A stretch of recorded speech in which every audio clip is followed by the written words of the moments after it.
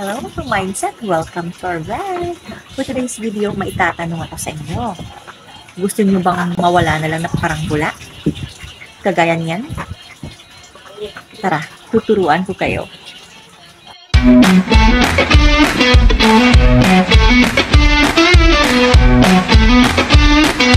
Open po natin yung CapCut application. Ayan siya. Then, i-click natin sa new project sa bandang may taas. Then, mararoute tayo dun sa may gallery natin at hanapin natin yung video na ni-ready natin, na siyang gagamitin natin. Select lang natin yan.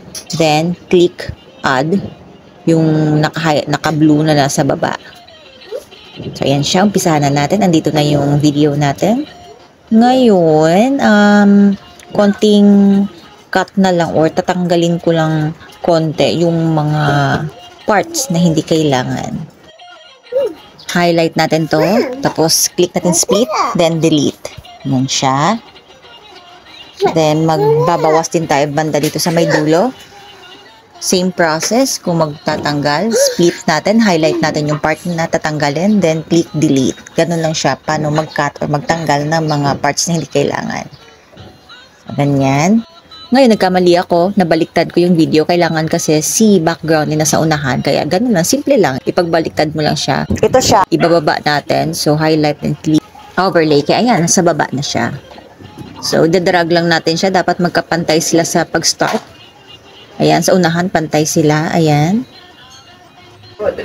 Then, na-adjust natin. Hanapin natin yung part kung saan tumakbo na yung mga bata. Para dyan tayo banda mag-freeze. Ayan. Split natin yan. Pero hindi natin i-delete. Split lang. Then hanapin natin si freeze. Nandyan sa mga tools sa baba. So, ito siya. Ito nakabilog. Yan si freeze. Yan. I-freeze natin yung kinat natin kanina. So, ayan. So, mako-convert siya into picture na lang yung sa dulo.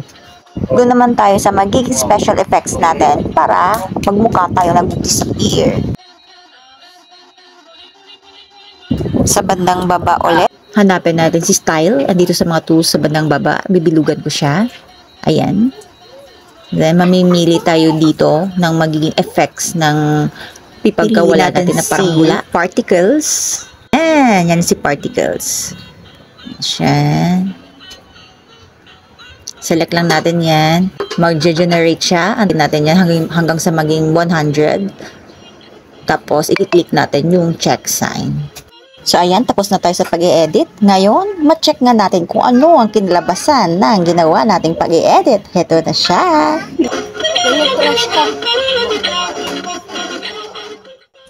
So, ano na? Gusto nyo pa rin bang mag-disappear? So, please don't forget to like, subscribe, and hit the notification bell para lagi kayo updated sa mga tutorials namin. Babush!